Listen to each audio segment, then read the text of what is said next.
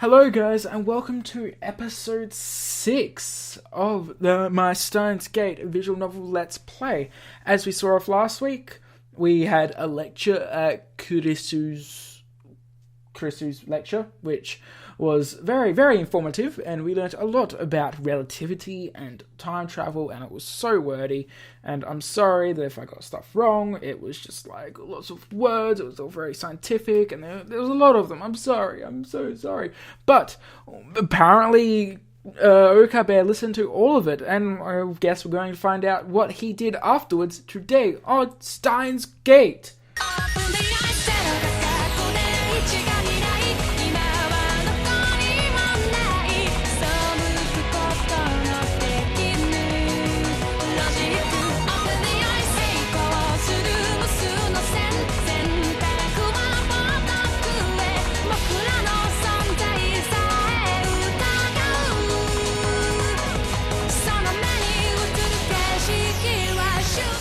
I ended up listening to all of Kurisu's lecture at ATF.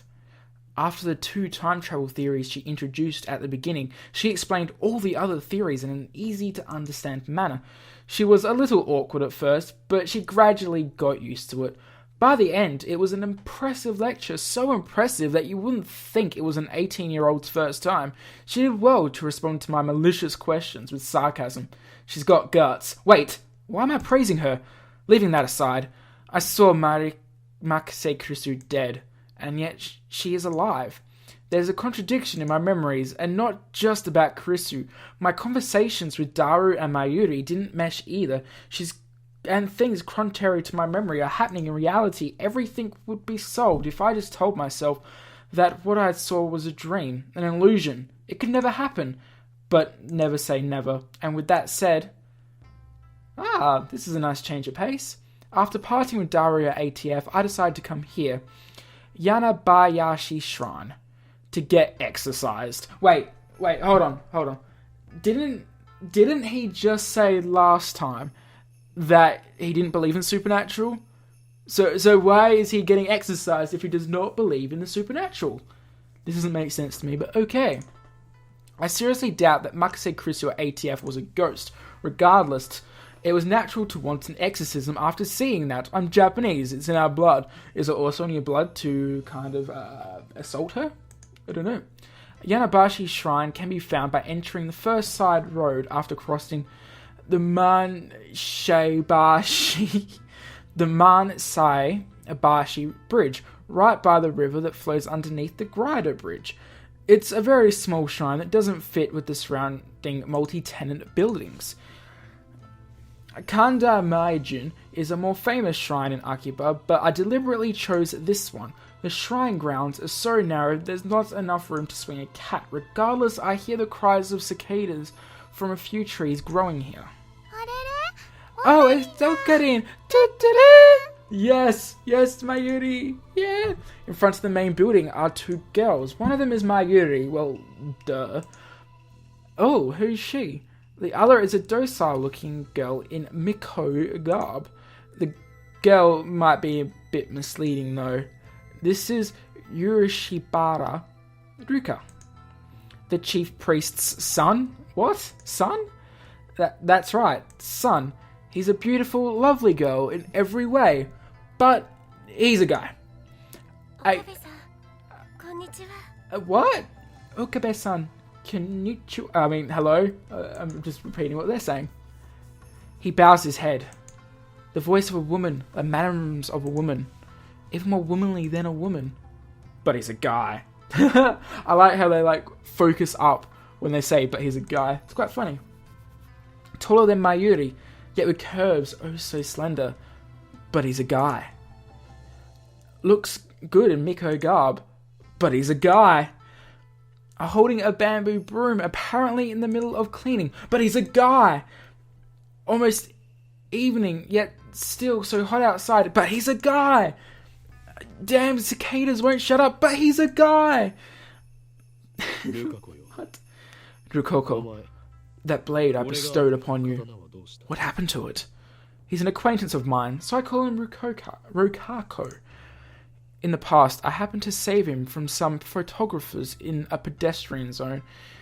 He's been attached to me ever since. By the way, it just so happens that Rukako and Mayuri are classmates in high school. I learned that fact after I'd gotten to know him. Rukako is taken aback by my sharp question. He starts fidgeting with a flushed face, fearful of flooding tears. You mean Demon Sword Summer Rain, Somadari, right? That's right. I brought it for you so you can control your power. You bought it at Akabe's Blade Works, didn't you? For 980 yen, was it? Obviously, it was an expensive sword. Mayuri, say any more and they will erase you. Say no more about the subject. They'll erase me? Okarin, thanks for worrying about me. But who could they be?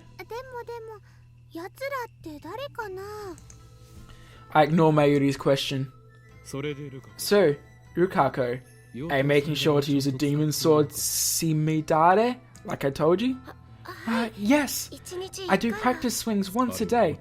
As long as you carry it and master the Clean Heart Demon Slayer style or the Shin Zanma, you can protect the evil flames burning from within. Demon Sword Simidare may be an imitation sword, but that is only from the form which it takes to hide from this world. When one worthy to wield it appears, it unleashes its true power. I got it for cheap, only for 980 yen, tax included. However, even though it is a fake, you'd probably get taken in by the police if you walked around town with it. That's why I always say to Rukako, don't walk around town with it. That's wise words. Thank you, Okabe-san, for this wonderful present. I'm not Okabe. You're Okarin! I'm sorry, Kiyoma-san. As long as you understand. Now the password. Congroo? No, not kangaroo. Congroo. Oh, yay! Hey! Congroo. Oh, she's so cute. Was that okay? Rukako smiles as I nod. He's so cute. Thank you. Such fascinating loveliness. But he's a guy.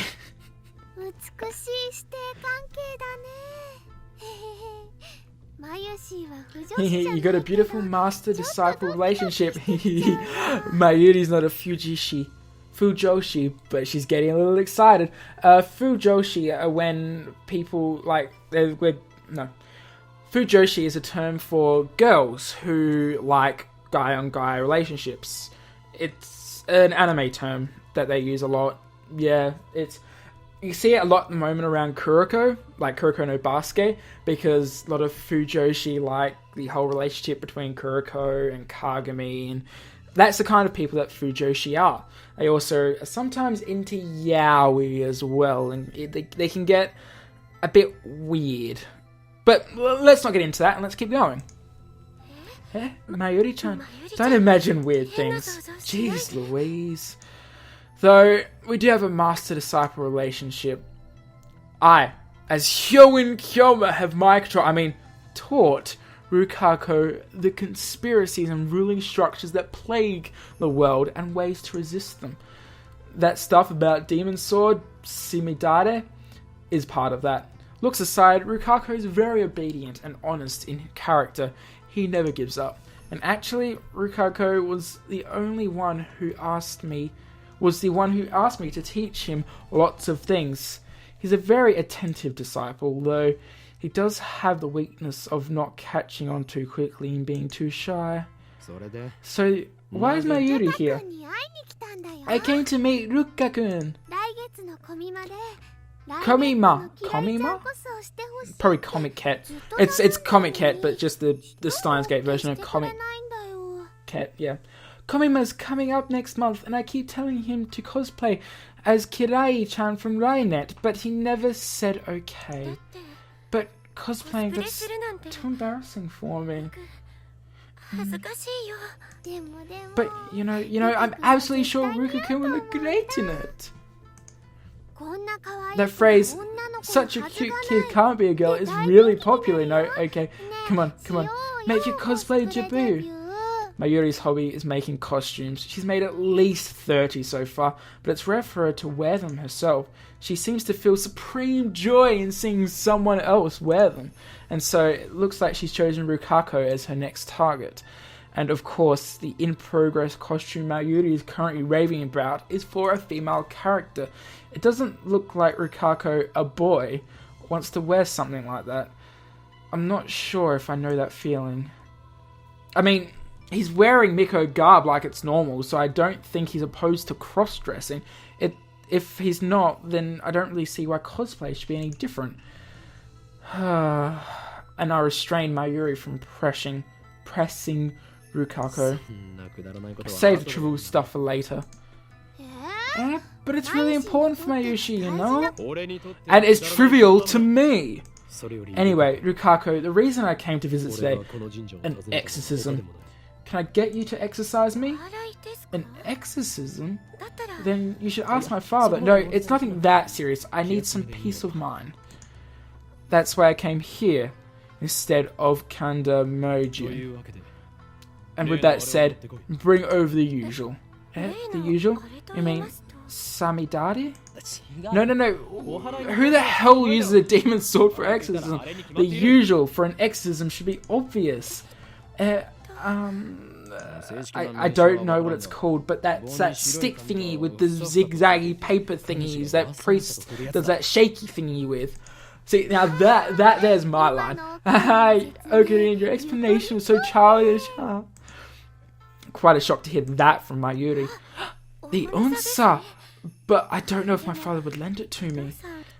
I'll go ask him. Rukako makes a quick bow and hurriedly runs off towards his on-premise residence. As for Mayuri, she takes out her pocket watch out of her bag to check the time. It's a very old watch that you wouldn't expect a high school girl to carry in this day and age. Its name is Pockety. Obviously, that's the name Mayuri gave it, not the brand name or something. I've known Mayuri to carry Pockety with her everywhere since elementary school. It's her most important treasure. Well, Mayushi has work to go. Well, Mayushi has work now, so I'll be going. I see. Do your best. You're going straight home afterwards? Yep. Mayushi lives in Ikebukuro. Just about every day she comes to Akiba from there by train. By the way, since we're childhood friends, I live in Ikebukuro too. Though I've been staying at the lab ever since summer break began. So then, I'll see you tomorrow.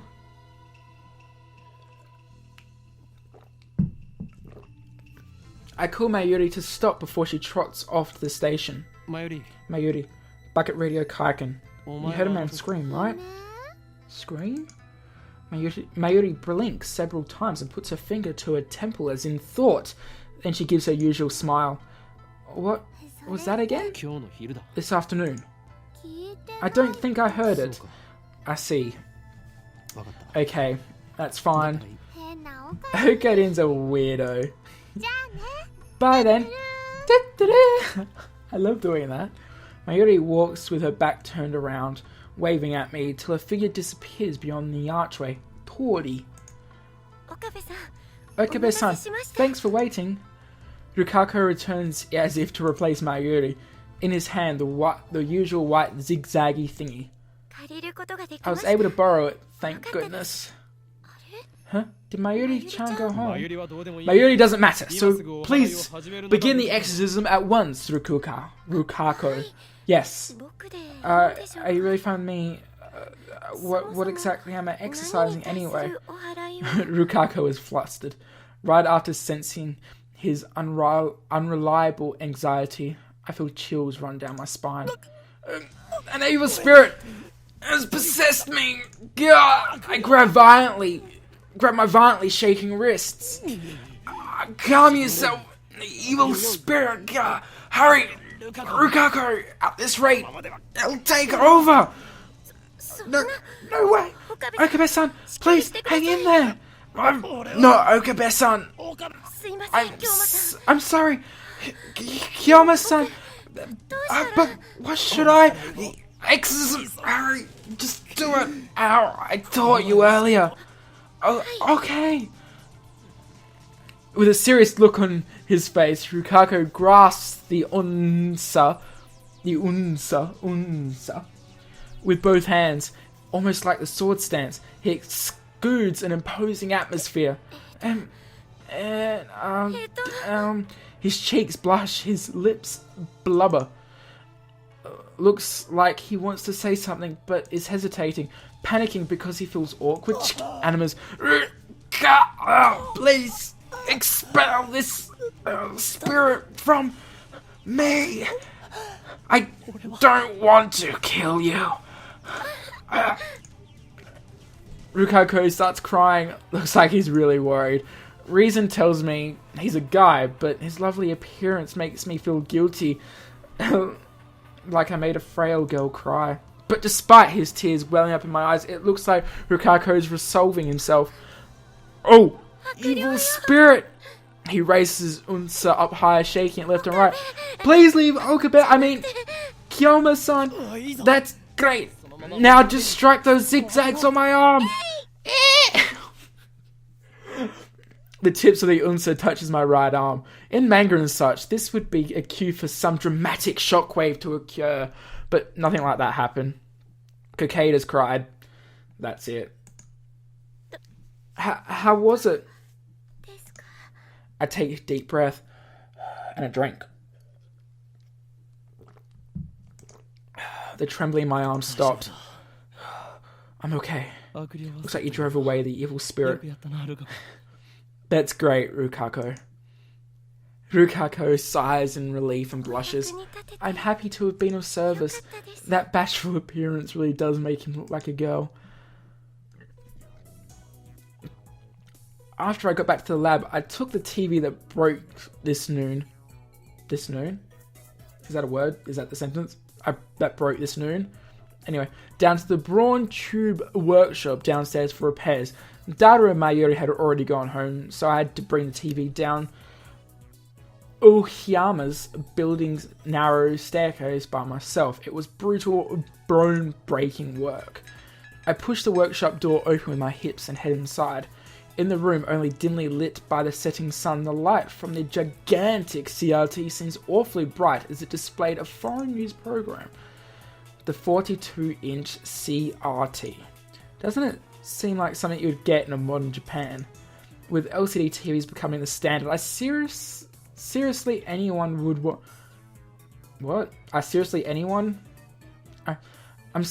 wondering if anyone would want a bulky CRT.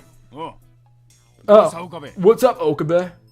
Sitting in front of the huge CRT is an equally huge, muscular, middle-aged man reading a sports newspaper. He's very muscular. It's very scary. This man, in fact, is the workshop's manager and the owner of the building, Tenyoji Yugo. I call this man Mr. Brawn, because he's an oddball who loves cathode ray tubes, Brawn tubes. Now, Brawn is actually the maker of the CRT tube, the one that you see, that the big massive thing at the back of the CRT TV, that was made by a guy named Brawn, and hence Mr. Brawn, CRT TVs. You get the idea. Don't you WhatsApp me, you damn TV broke on me. You brat. Will you rough my CRT, won't you? I barely managed to put the heavy TV on the counter. You gotta have more love, man. Love! The stern man's talking about love like that sends shivers down my spine. I would like to request a repair. Place it at utmost priority. You always talk weird like that, don't you? I'm doing these weird voices going in and out. Manager immediately begins investigating the cause of the problem. With nothing better to do, I look around the store. I don't know if it's dust or whatever, but something's stagnant about the atmosphere here. There are CRTs everywhere. Oh, I get a mail. The way they're all over the place makes them seem like junk, but they're all functional according to Mr. Brawn. Alright, well, if he's here, we're here. We're not doing anything. We're waiting for Mr. Braun to fix our CRT. Let's check the mail. Oh, it's from Mayuri. I didn't want any of the other Gero froggies at all, but I did want Fatty. But you know, now that I think about it, maybe it wasn't really that cute at all. Actually, it was kind of icky maybe. I wonder why I wanted it so much in the first place. Now I think about it, Fatty kind of looks like Daru-kun. Alright, so you got the choice here to click on Fatty or Daru-kun. I want to say, let's click on Daru. Reply. Right? They're just their bodies, right? No comment on their faces. Send the mail off, and it's gone!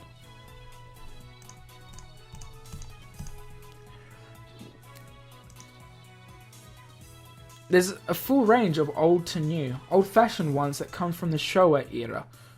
The Showa era, if you guys don't know, is actually the era of reigning emperors in Japan. I think the Showa era is the one before this era, which changed about in the 80s. And I think they're in the 26th year of whatever era they're in at the moment. I'm not entirely sure what era that is, but it's an era nonetheless. And that's how they kind of do. They do like the 28th something era, and they go from that. It's different from the way we do it, but it's quite interesting in how they do it. I quite like it. The flat screen ones, even HD CRTs that came out just before the mainstream transitions to LCDs. Today you're open till late, huh? Normally you close up just before 7 PM, don't you? Akiba crowds rapidly thin at night.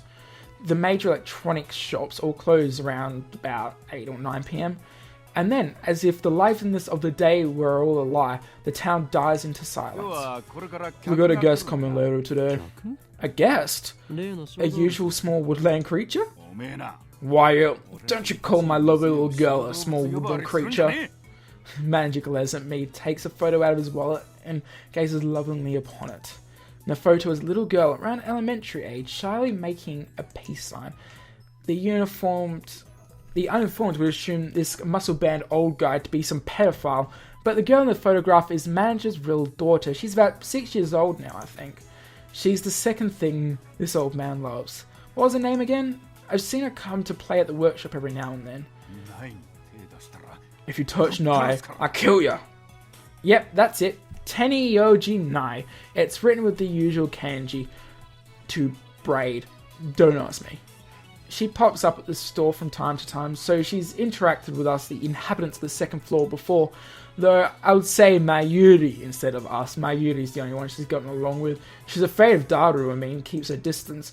She can sense my excluding aura of insanity at such a young age. Such a promising young lass. Manager makes a grandiose kissing gesture at his daughter's photo. That's really disturbing. But seriously, has the workshop ever had any guests besides your daughter? I've been renting this lab space for about half a year, but I don't think I've ever seen a customer here. This place obviously isn't turning a profit. Hell, it'd be suspicious if it did. A guest, or how should I put it? Putting away the photo and going back to checking the TV, manager gives me a vague answer. It's probably a loose solder connection on the board. I can fix it. Is that so? Well then by all means. Hold on. I'll go write an estimate. What? You're charging me? Obviously. You think I'm running a charity here? You're the one who gave us the TV. Yeah, I never said the after-sales service would come through. Damn you! You have all the gall to say that after foisting a half-broken piece of junk onto us? Shut up. If you don't want it, I can take it back. I have to charge you in accordance to the home appliance recycling law. What? That's extortion! You dare cheat the man who may change the future of mankind? Huh? Who are you talking about? Myself. Who else? Brush your teeth and go to sleep, kid. You've got some nerve to be talking to me like that when I'm letting you rent the second floor for next to nothing. Pay your repair fees. I'll pay your repair fees, Mr. Braun. In the end, I'm no match to the old man, and then I hear the door open.